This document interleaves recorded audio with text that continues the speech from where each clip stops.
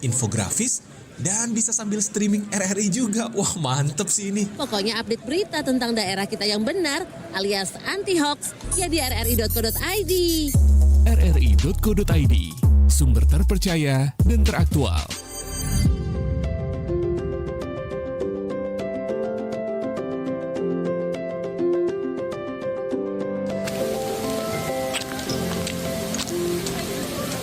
Wah, akhirnya sampai juga di air terjun Takapala. Ayo langsung foto di bibir tebing, biar keren banget nih. Hah? Jangan di situ, Ran.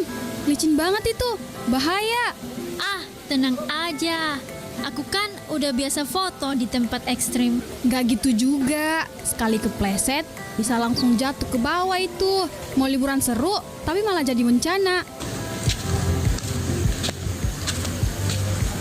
Iya juga sih. Aku nggak kepikiran sampai segitunya. Makanya, liburan itu harus dinikmati dengan aman. Betul. Nikmati pemandangan dari jalur yang disediakan. Jangan ambil resiko cuma demi foto keren. Iya deh, lebih baik hati-hati daripada nyusahin orang lain juga. Keseruan itu penting, tapi keselamatan jauh lebih utama. Liburan bijak, pulang dengan senyum, bukan dengan luka.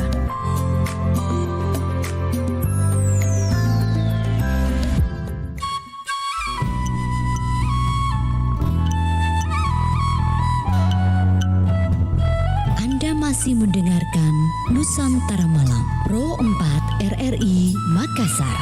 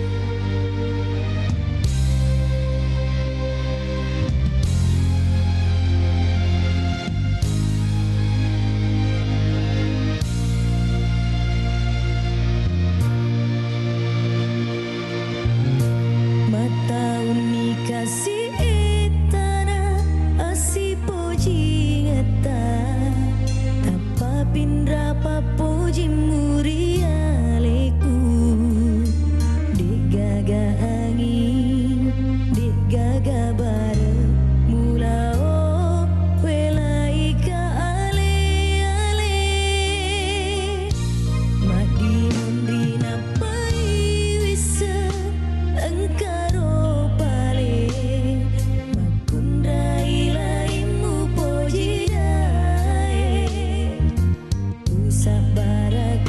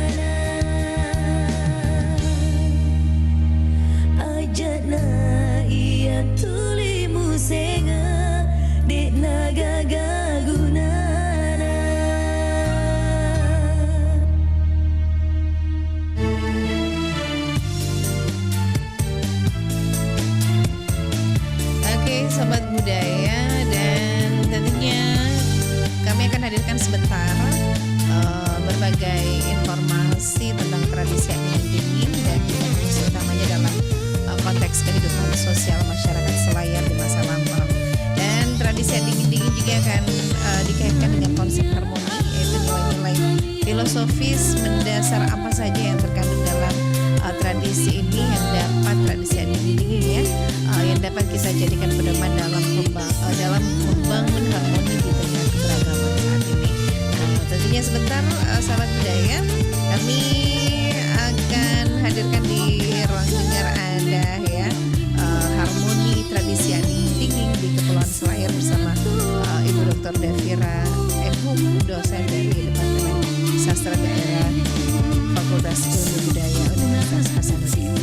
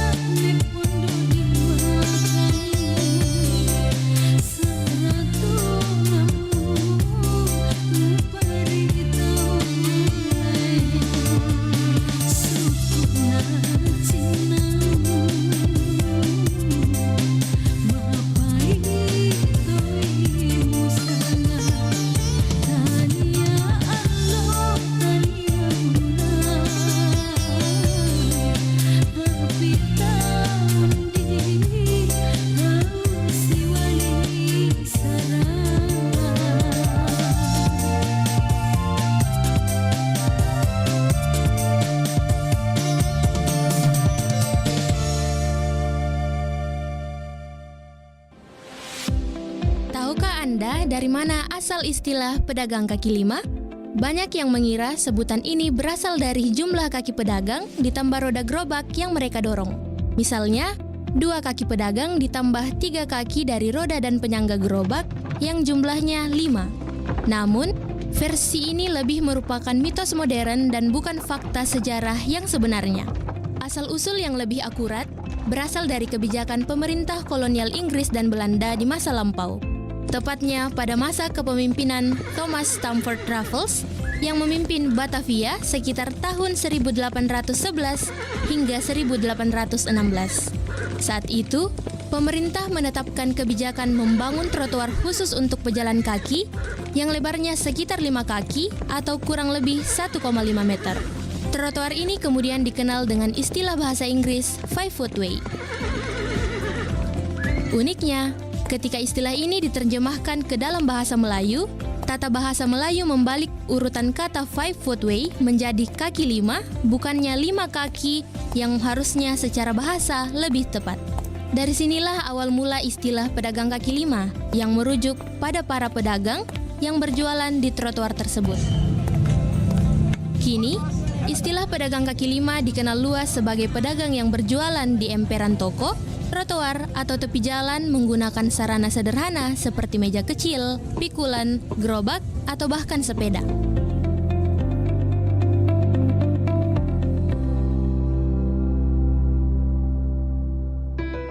Tahukah kamu, pencegahan stunting ternyata bukan dimulai setelah anak lahir, tapi justru sejak sang ibu mengandung. Ya, 9 bulan pertama itu jadi masa emas yang menentukan masa depan anak.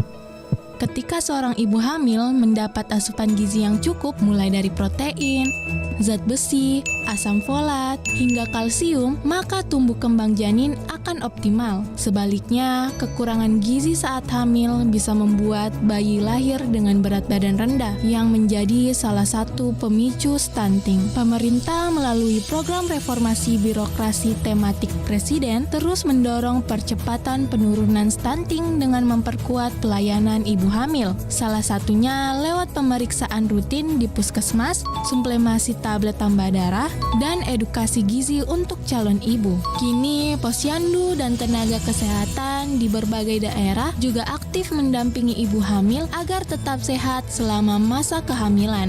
Bahkan, banyak daerah telah menggunakan sistem digital untuk memantau status gizi ibu dan janin, supaya setiap calon bayi Indonesia lahir sehat dan kuat. Ingat, pencegahan stunting bukan hanya tugas pemerintah, tapi juga peran keluarga, suami yang peduli, lingkungan yang mendukung, dan masyarakat yang saling mengingatkan pentingnya gizi seimbang sejak dini. Karena dari seorang ibu yang sehat akan lahir generasi Indonesia yang kuat. Yuk bersama cegah stunting sejak dalam kandungan untuk masa depan anak dan masa depan bangsa.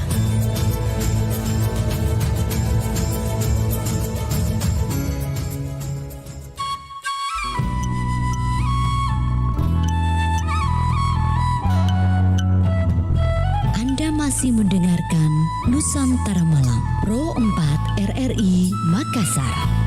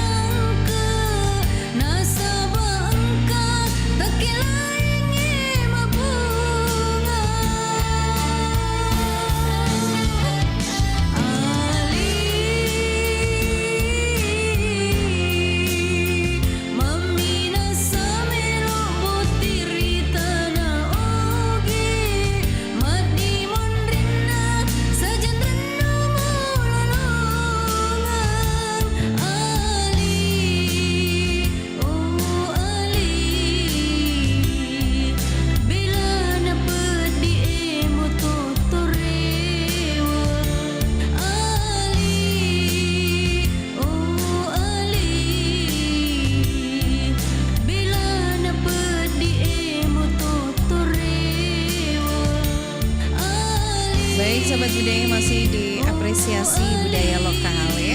Jadi kabar dan informasi yang kami hadirkan di ruang dengar Anda tentunya tentang dingin-dingin. Nah, di mana tradisi ini adalah tradisi adat tahunan yang unik dari Dusun Tendro Kepulauan Selayar, Sulawesi Selatan, dan yang berarti ini mendinginkan atau menyegarkan merayakan hari jadi kampung dengan ritual siraman air suci Andri Wario atau siarah leluhur rajo ya, serta atraksi budaya seperti Dide dan Mancang Padang. Ini sebagai ungkapan syukur dan permohonan keselamatan biasanya diadakan pada Senin terakhir bulan Muharram. Nah, pendengar, tentunya asal usul dari dan makna sejarah tradisi adu dinding di Kepulauan Selayar ini tentunya diwariskan sejak abad ke-17, dimulai sebagai perayaan kemenangan leluhur Dusun Tendro dari serangan musuh yang kemudian diubah menjadi ritual syukur tahunan, dan tentunya memiliki makna melambangkan rasa syukur, penghormatan kepada Tuhan dan leluhur, serta permohonan agar alam semesta tetap sejuk, damai, dan terhindar dari bala bencana.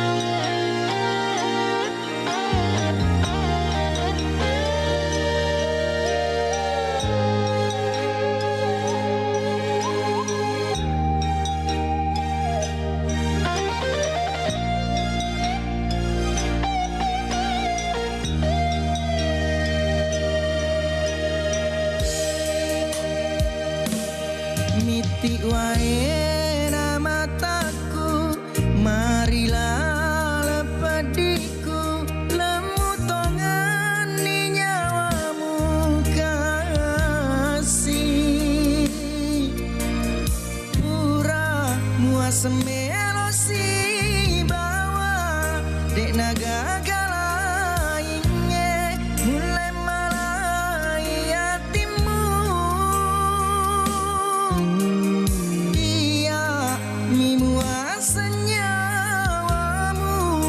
Na mulai tuoe rekode tosi bawa magina musalai kakasi mual lupai manani adamu mutari manita ulainge engkae maduta benenge wadisi sapi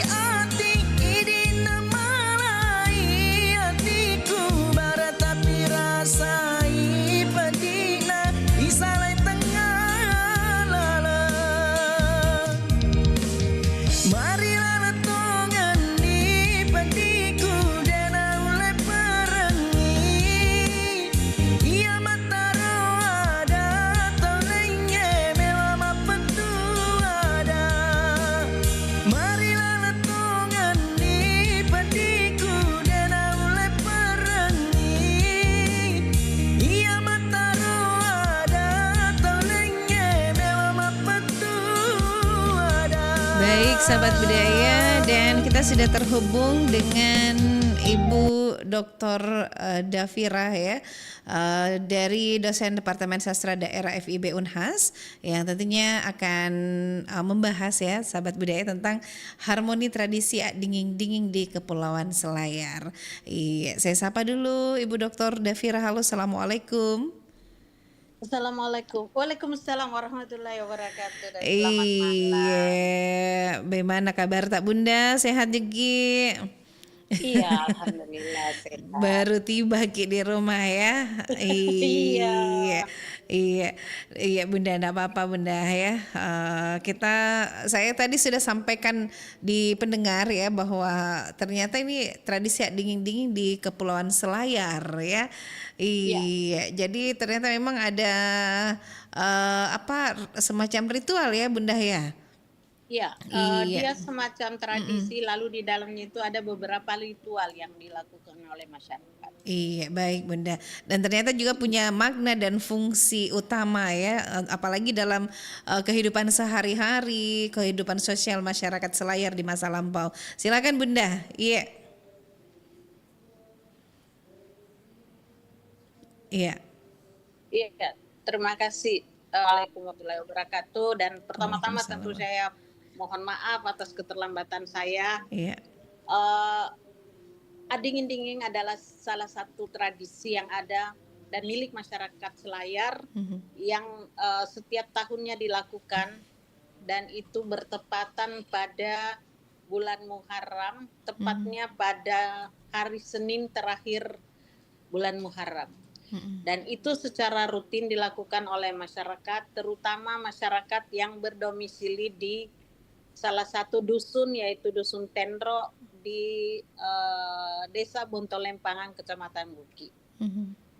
Tradisi ini menarik karena melibatkan seluruh elemen masyarakat. Tanpa undangan secara resmi, tanpa formalitas, tapi mereka telah mengetahui jadwalnya dan secara bergotong royong mereka melibatkan diri secara ikhlas dan sukarela. Nah, tradisi ini sebenarnya ada beberapa ritual di dalamnya, yaitu ada namanya ritual berziarah pada makam leluhur yang mereka yakini leluhur mereka. Lalu mereka kemudian ada ritual pengambilan air suci di salah satu sumur tuah yang ada di sana. Lalu kemudian setelah air diambil, lalu pada malam harinya itu diambilnya Minggu siang. Lalu pada Minggu malam sebuah ritual lagi dilakukan, yaitu mereka sebut bahasa Selayarnya Abu Jene, yaitu mereka mengisi air itu dengan mantra. Jadi mereka yang dipimpin langsung oleh tokoh adat. Tokoh adatnya itu ada 2, satu imam kampung dan satu perempuan. Jadi dia memang perempuan ini juga yang memimpin barisan untuk pergi mengambil air suci pada siang hari. Nah, rombongan pengambil air suci ini itu terdiri dari perempuan. Jadi kaum perempuan yang sudah berusia dewasa. Tetapi di balik itu ada pula pengiring gendang. Ya. Tetapi syaratnya yang menabuh gendang itu harus laki-laki yang belum akil balik. Jadi sepanjang perjalanan pergi dan pulang itu diiringi oleh tabuhan gendang oleh 2 orang anak lelaki. Tetapi yang pembawa air ini harus dari perempuan dewasa. Nah, kemudian pada malam hari itu dilanjutkan dengan pengisian mantra pada air itu. Jadi air itu ditampung di tempat yang mereka sebut kendi, berbentuk kendi sebanyak 7. Lalu barisan terdepan itu membawa dupa. Lalu malamnya itu dimantrai karena acara puncak yaitu pada hari Senin pagi itu semua air itu lalu dibawa turun ke yang mereka sebut posi tanah. Jadi di sana ada yang mereka sebut posi tanah, dan disitulah puncak kegiatan adingin-dingin pada hari Senin pagi. Jadi itu sebenarnya. Nah, mereka kenapa melakukan itu? Pertama-tama itu sebagai wujud rasa syukur. Karena mereka rutin lakukan tiap tahun, jadi mereka wujud rasa syukur mereka,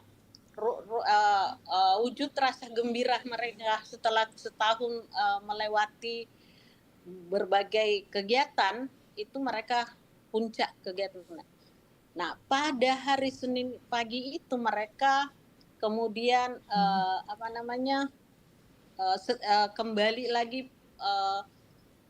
kembali lagi tokoh adat atau pemimpin ritual itu memberi mantra yang mereka sebut pasili ya. Jadi air itu dibawa turun ke posisi tanah, dijejer, lalu kemudian masyarakat yang ingin berpartisipasi membawa air mereka masing-masing. Ada yang di ember, ada yang di wadah yang lain. Lalu lakukan mapasili, kemudian setelah itu mereka mandi secara bersama-sama di tempat itu. Nah, bagi masyarakat yang tidak terlibat di lingkaran itu, semua di saat itu semua wajib hukumnya basah. Jadi tidak ada mau tamu, mau pejabat, mau apa, ketika berada di lingkungan itu dia harus basah. Dia harus basah. Hukumnya, ya. Mungkin itu sehingga dia disebut sebagai dingin-dingin. Jadi proses bagaimana mendinginkan rasa, menyejukkan rasa setelah setahun beraktivitas, bertani, berkebun dan lain sebagainya, maka pada puncak kegiatan itu dilakukanlah refreshing. Kalau orang-orang keren sekarang refreshing, yaitu bagaimana kita menyejukkan rasa, kembali merefresh. Setelah itu mulai lagi aktivitas baru. Iya. Terus di keterlibatan dari generasi muda, berarti masih sering dilakukan ini ya, dingin-dingin ya sampai saat ini ya Bunda ya? Iya, bukan sering, tapi setiap tahun. Iya, jadi masih sudah ada jadwalnya. Oh, sudah ada jadwalnya ya. Jadi setiap hari Senin terakhir bulan Muharram itu dilakukan. Oke. Jadi masih terus dilakukan setahun sekali. Nah, kalau keterlibatan dari generasi muda saat ini?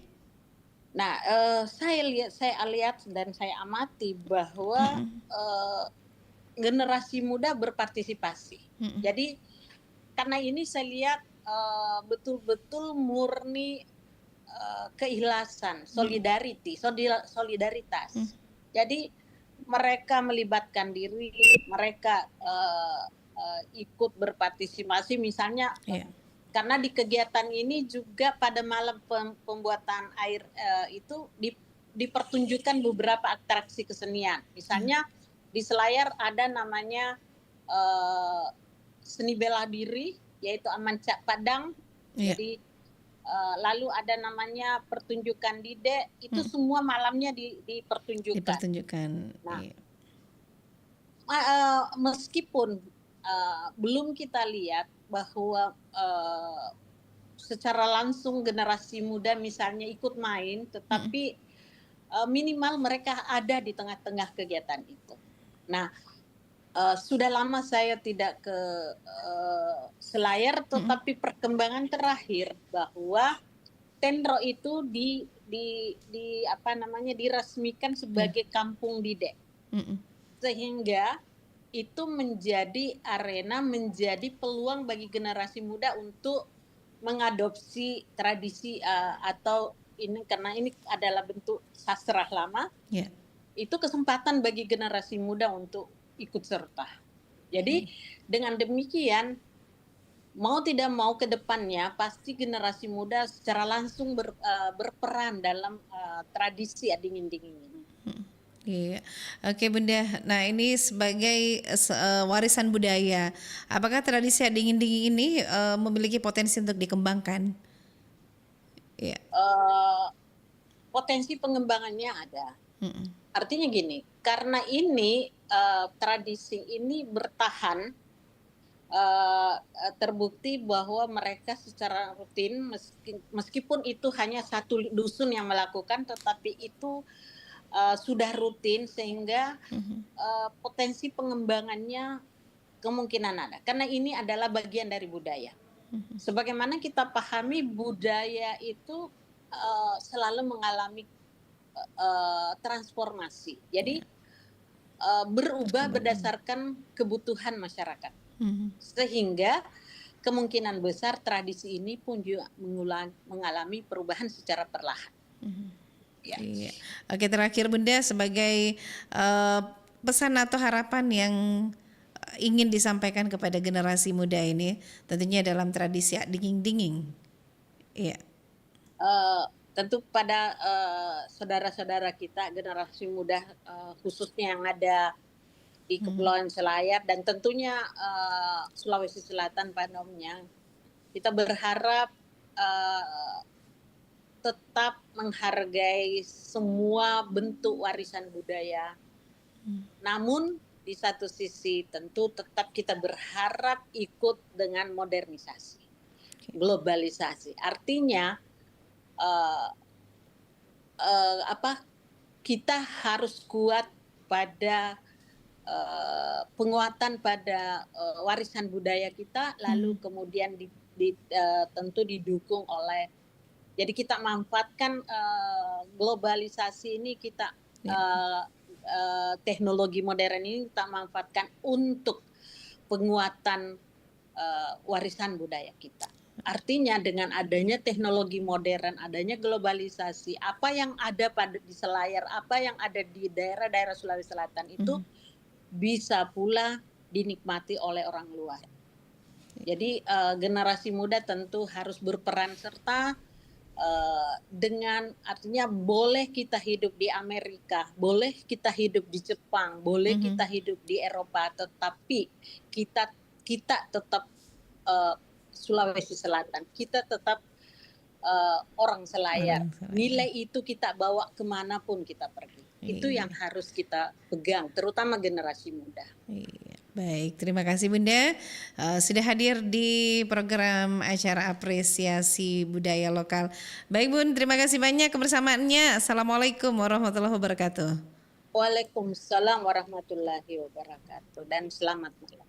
Iya, baik sahabat budaya, demikian tadi kami sudah berbincang dengan Ibu Dr. Dafira M. Hum, tentunya dosen Departemen Sastra Daerah FIB Universitas Hasanuddin, dan tentunya harmoni tradisi dingin-dingin di Kepulauan Selayar. Terima kasih kebersamaan Anda sahabat budaya. Assalamualaikum warahmatullahi wabarakatuh di apresiasi budaya lokal.